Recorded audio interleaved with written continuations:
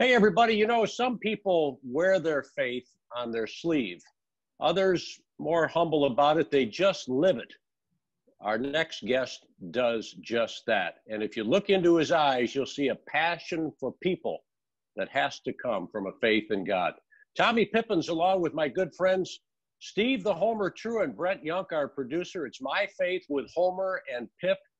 Homer is so great that he doesn't even need a practice swing. So he's going to swing away from the tee, and we are just delighted to have Marty Greenberg with us on My Faith with Homer and Pip. Do what you do, my brother. Thanks, Tommy. I just feel bad. My faith is about everyone's faith and how everybody's story is different but the same. And we have not had anybody of the Jewish faith. And Tommy, you suggested Marty Greenberg, and that's a fantastic choice. But that's what this is about. The question is no different, Marty, for you than it is for everyone else, to tell us your story, your faith, and when it all began. Well, I was born into a home that was Jewish and had wonderful family traditions. And I was part of those family traditions. I was bar mitzvahed, which means you become a man in the Jewish religion. And I regularly attended services, was very friendly, and represented in my capacity as a lawyer some of the rabbis and cantors that were at the temples that I attended. But religion to me was really nothing more than tradition and family. And what came all out of that was basically goodness. You must do good deeds for other people. You must help other people. That is the most important thing. And you must understand other people. Jewish people have been persecuted over years historically, and I have developed an immense respect for all kinds of people, regardless of sex, color, race, religion, whatever. And probably I have shown this in some of the things that I have done with my career as a payback for the religious foundation that I had. And strangely enough, it wasn't in a Jewish house, it was in a Catholic college called Marquette University. And a very interesting story, I had gone into the practice of law, and about 3 years after I graduated, I got a call from the dean of the law school. And of course, I had some fear. I thought maybe he was going to revoke my law license or something of that nature. But he called me into his office and he said, we've been watching you for the last 3 years and we think you look like a law professor.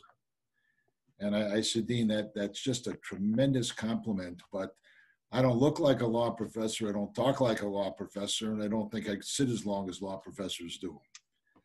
He said, what interest do you have in real property? I said, about as much interest as I had when I took the courses, none. He said, we need a real property teacher at Marquette Law School. I said, well, I think you found the wrong guy, but thanks for the compliment. Picked up a book, gave me a real property book. He said, you're a new real property teacher. Be here Monday morning.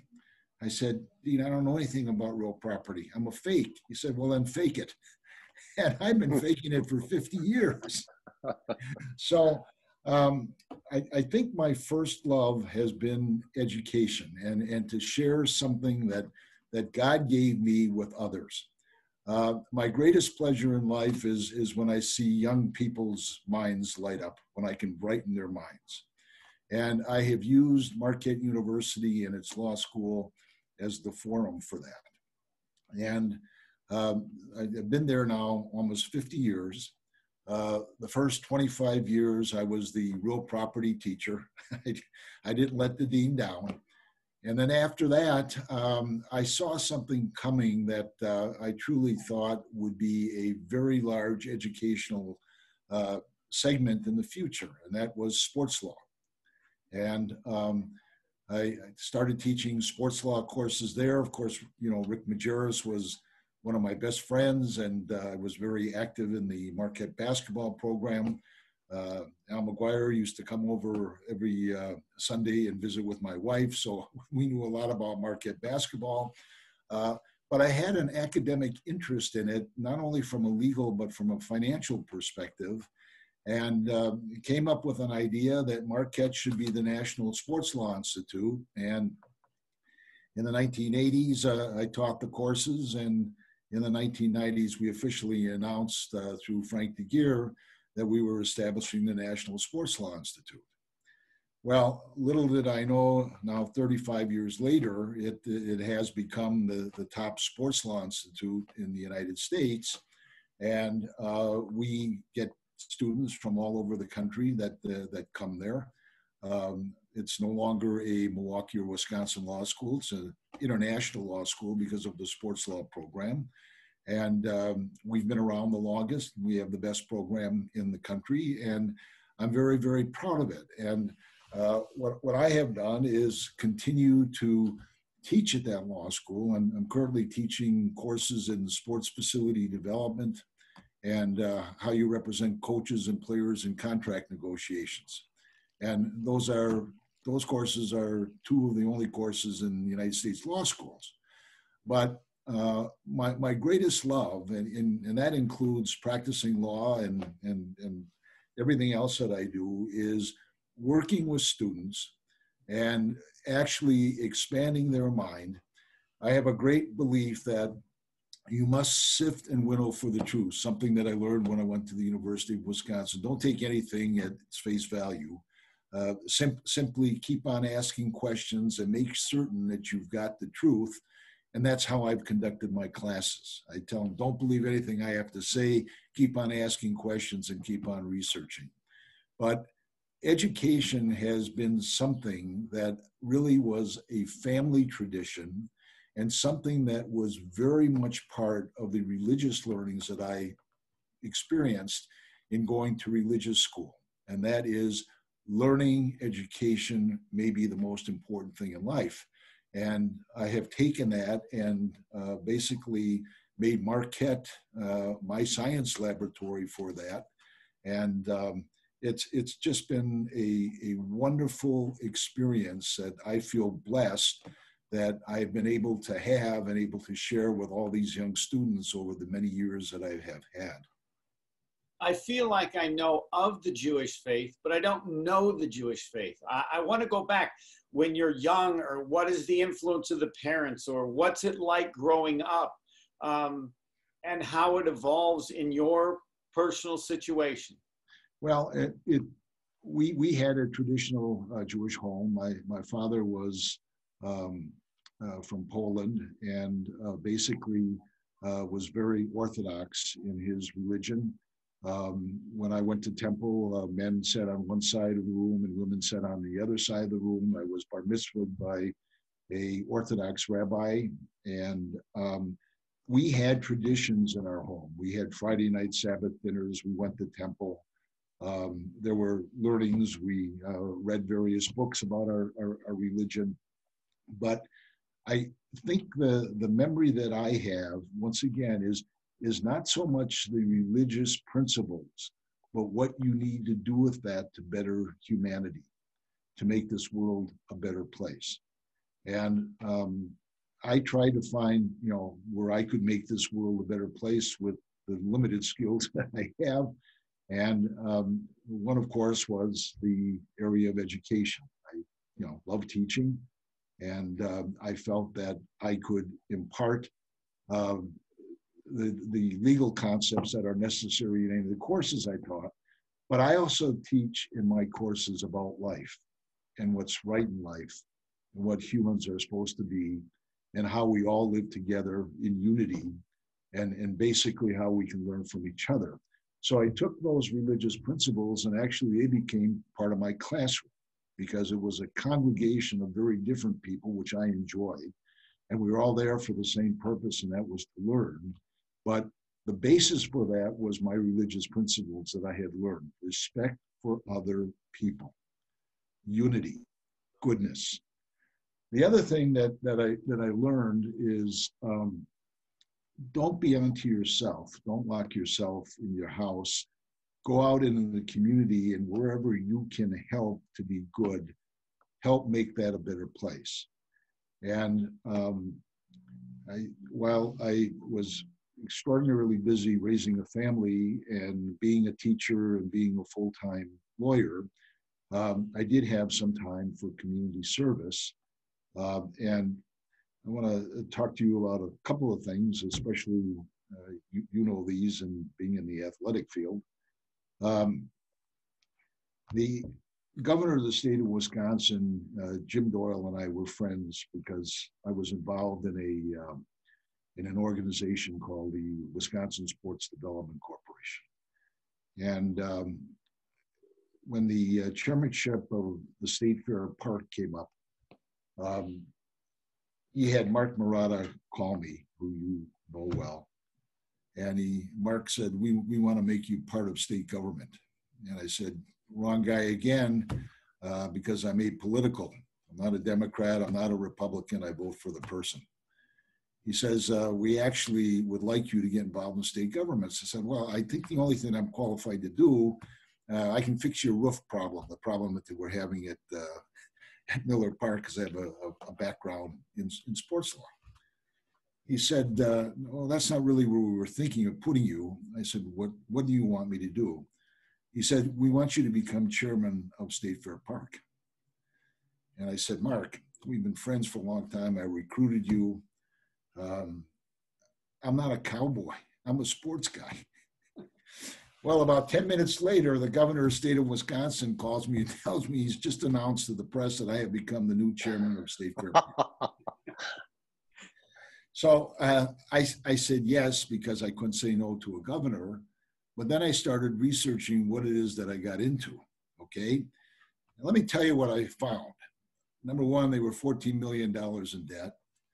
Number two, they were losing $3 million a year. And number three, there was a whole lot of dead bodies lying on that property in West Dallas.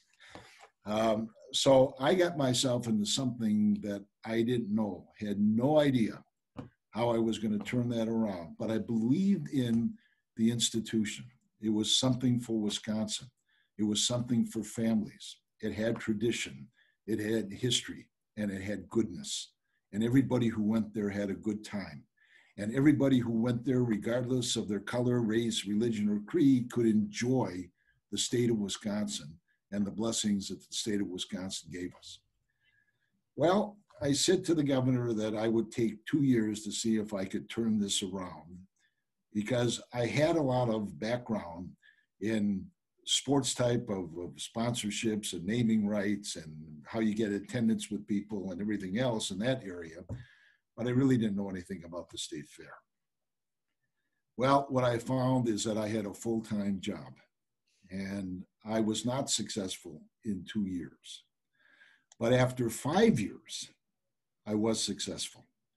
When I left, zero debt, and they were making $1 million a year. And thereafter, they were reaching the million people in attendance. And I felt great about this. I saved an institution that I really knew nothing about, because I really felt it was something that Wisconsin loved. And that goes back to my religious background. You've got to do good for everybody. Don't just do good for Jewish people. Do good for the community. Do something that would be unusual. So that was it.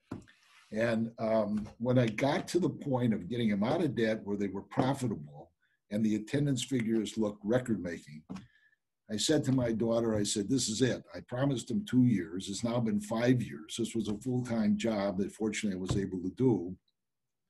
I said to my daughter, travel up to Madison with me, because I'm going to walk into his office and resign. So I took my daughter with me, walked into his office. That was the kind of friendship I had with the gentleman. And I said I would stay here for 2 years. It's taken me 5 years. You've got the institution, and it has only done great since then. I said, I resign. He says, I don't want to lose you to state government. And once again, I said, you know, what can I possibly do? What I really wanted to do was to build a new arena and get on that Bradley Center board, because that's a specialty that I have, sports facility development. But he said, you know what I'm going to do for you? Not that. I'm going to give you your original wish. And that is, I'm going to appoint you to the Miller Park board. And you can be entrenched in baseball for as long as you want and do what you originally want. I was appointed to the Miller Park board. And that was 5 years of service under him and Scott Walker. And it was extraordinarily enjoyable because I found once again my education in teaching these people who were on the board about the business of baseball. It was a wonderful experience. So for me, it's doing things that help everybody. And that's something that I learned from my religion. I wanted to ask you, growing up, part of being of the Jewish faith means certain people have opinions. Do your parents talk about that? This is important. This is our faith. This is our life. And you need to learn how to deal with this or accept that. What goes on in a Jewish family as part of their faith, understanding, unfortunately, what can be a part of that? Well, my parents did teach me about the principles of Judaism and the Torah and the commandments and, what religion is and the traditions. I was raised in that kind of home. There's no question about it. But you have to understand that the Jewish people historically have been persecuted. The Holocaust is something that everybody knows about. I should say I'm very proud of my wife right now. She is very close to having the Wisconsin State Legislature require that all schools have Holocaust education. So my people were a persecuted people, okay? And I understood that, and that was part of my life, about the horrors of the Holocaust and what people who we knew and people who we associated through our religious dealings, their families had gone through. So what this taught me was very simple, that I needed to be good to everybody. I needed to care about people, whether they were Jewish or not Jewish. That was the learning of my home. Help others. And I remember when I got into law school, and I went to Marquette because the dean of the law school was a friend of mine and actually had mentored me when I worked for Bronson La Follette, who was the attorney general. And I looked at that law school and I said, the day that I got in there, how can I make it better based upon the traditions and principles that I had been brought up with? And I looked around me, and what did I see? Very few women and very few African Americans. So what I did was, with another gentleman who was my roommate in college and also attended Marquette Law School, I said, we have to find a way to motivate African Americans to come to Marquette Law School and to be involved in the law. So we set up, and I was a student, I was a freshman student there, a program called Project Outreach, where every week we invited about 100 African American high school students into our law school, had guest lecturers, and they spent 2 hours learning about the law, the opportunities of law, and how important it is to be law-abiding and compliant, and how important it would be to someday come to the law school to matriculate in the law. So it meant little to me difference of who you were, what you were, how rich you were, what color you were, what sex you were. My family taught me that God made us all equal and we should treat all people equal. And that has been the byline of my existence since I was a young boy. That's what we were taught. And that people have to be aware that this isn't what the world is made up of. There are persecutions, there are terrible things going on it. But me as a person got to be good to everybody and care about everybody. And did they tell you you may not be treated equal because you are Jewish? You know, it's, I've been asked that question, and I have felt welcome wherever I have gone. When I was a freshman at Marquette, the Father Orford, who was the priest, used to drag me out of class. He says, come on into my office. I like you so much, I'm going to say a Catholic prayer for you so you do well at law school. So I have felt that I have been treated well by everyone. I've had one anti-Semitic experience in my life, and that was in high school. Somebody called me a dirty Jew. And the better part of valor would have been is just to walk away from him and realize his ignorance. But I didn't do that. I beat the living crap out of him. And when I walked away from that, I said, that doesn't really accomplish anything. What did I accomplish? So I may have put a few bruises on his face, but it didn't change his mind. And I think I learned a lot out of that experience it's not battling, it's not fighting. It's basically understanding and human goodness that is going to get us into this unity. So take that once again back to my religion, but I really haven't experienced anti-Semitism.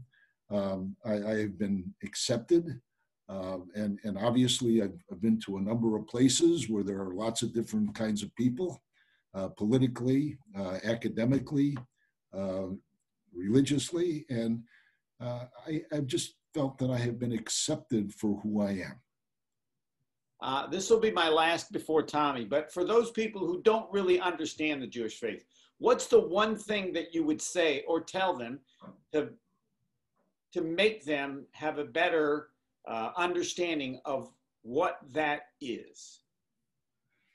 Well, what that is not much different than any other religions other than we believe in God, but believe in all of the tenets of goodness and basically doing good things for people. And we are a people that basically have our arms wide open. We accept, we invite other religions into our synagogue to learn. We do programs with other religions that benefit community.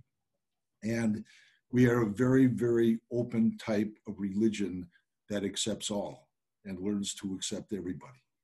So that's it. Tommy, it's all yours. Well, after listening to Marty, you can see why I love him. I know Homer feels the same way. Brent's getting to know him. The world is a better place because of you. And I would dare say, Marty, because of your faith. I read the other day that we're to be humble, to love justice and mercy. And that is you. And I know it comes from your tradition of the great Jewish faith. Will you talk about that from the framework of the work that you do in helping the most vulnerable, please? Okay, so when I take a client, it's not a client that necessarily has to have money. It has to be a cause that I believe in. And I actually have to believe that I can do something for that client that will help him to resolve his problems. And I've loved the practice of law because I've been able to help people. And I have a broad range practice. Mostly the specialty is in sports law and real estate. But if I'm really interested in the case and I think that I can do some good, I will take the case. So I have been very fortunate to love my job because I actually feel that I'm making a difference in the results that I'm producing for people.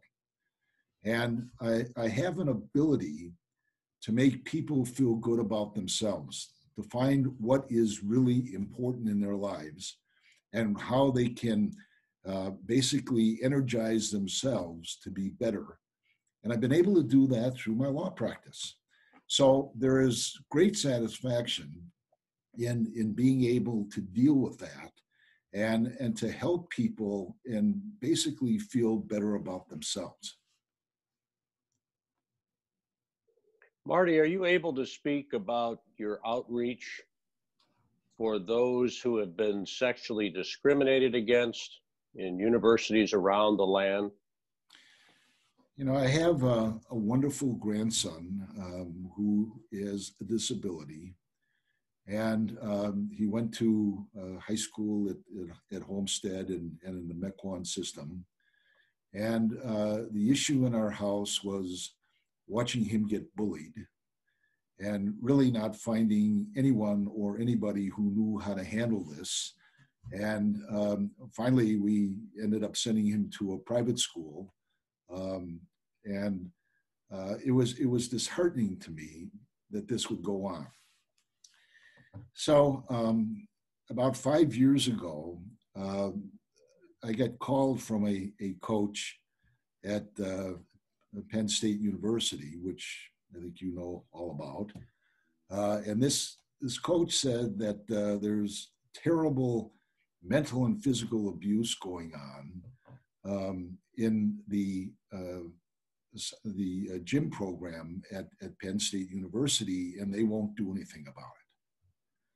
So I took up that case, not knowing a whole lot about the legal area of abuse, but learned about it, and basically took on Penn State University, the result of which is that both coaches were removed, and hopefully I embarrassed their administration for not being proactive and realizing that mental and physical and sexual abuse absolutely need to be out of the context of college athletics.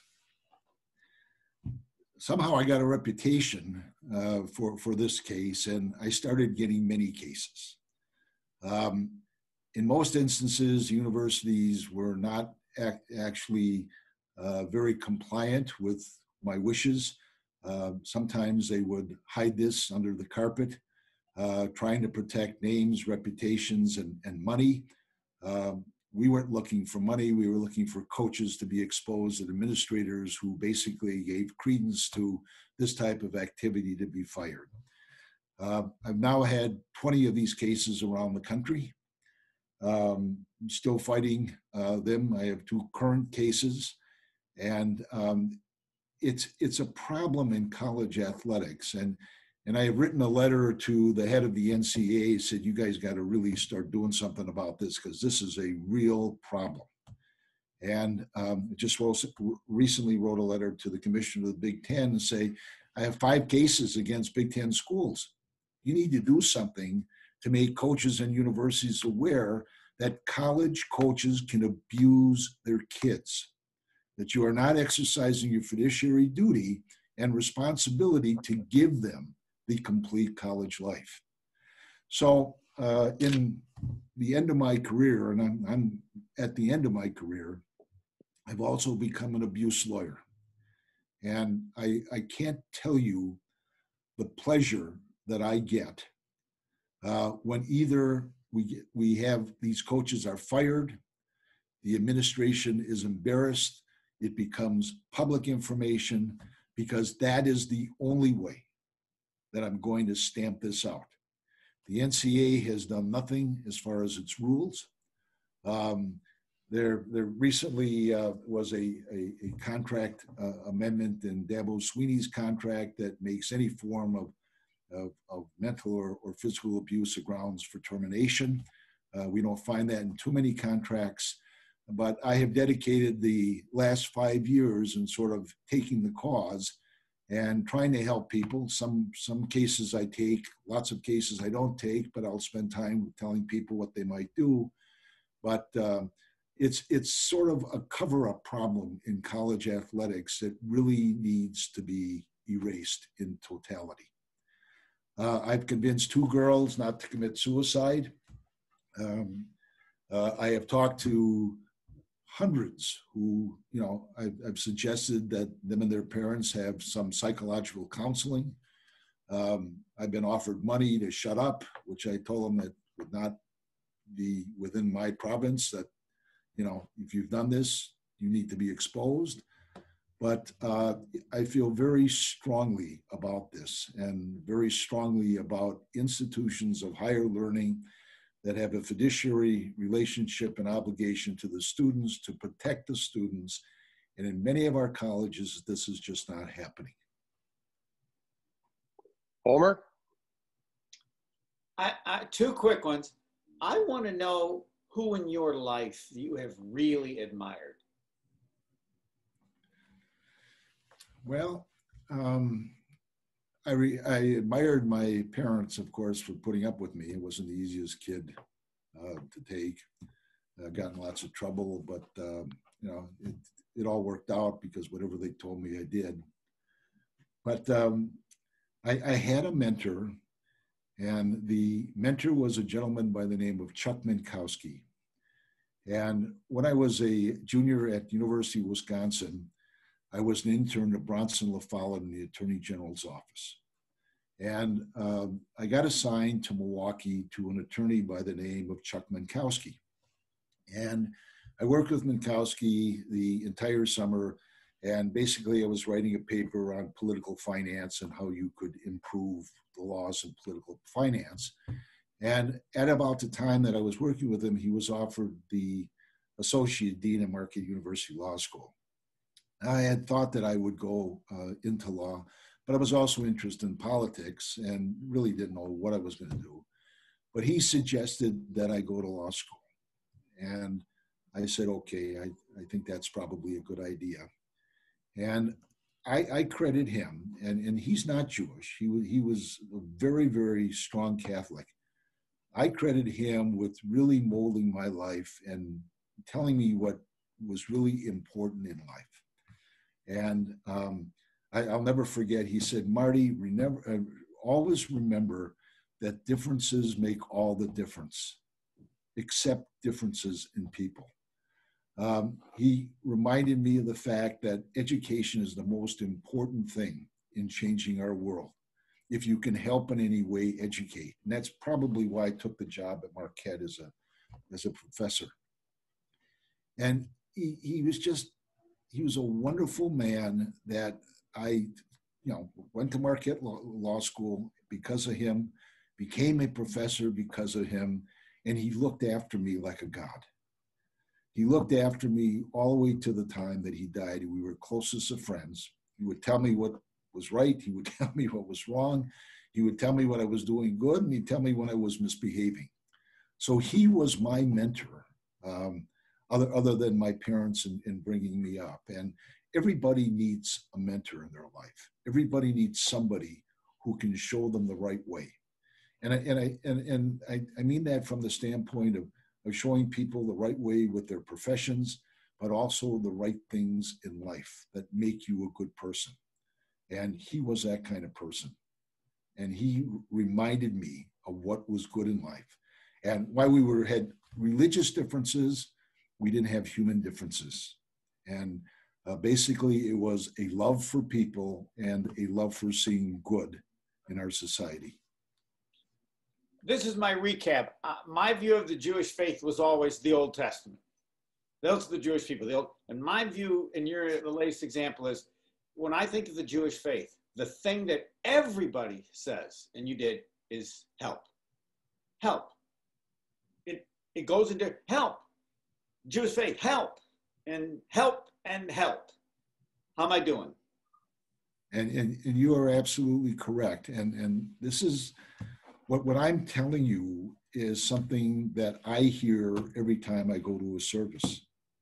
And that is, it's not what you can do, it's what you can do for others.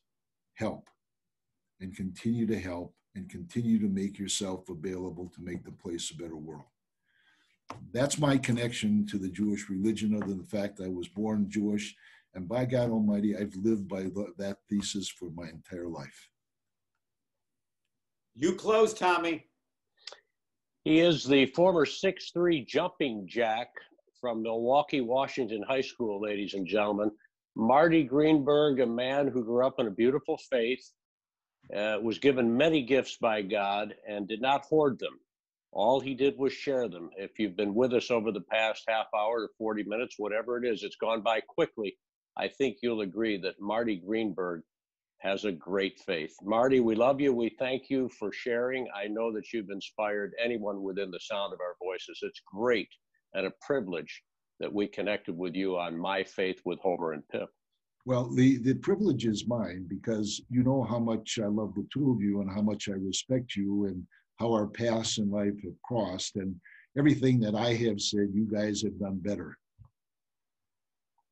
Well, I don't know about that, but we'll receive it. I didn't know that he lied too. I didn't know.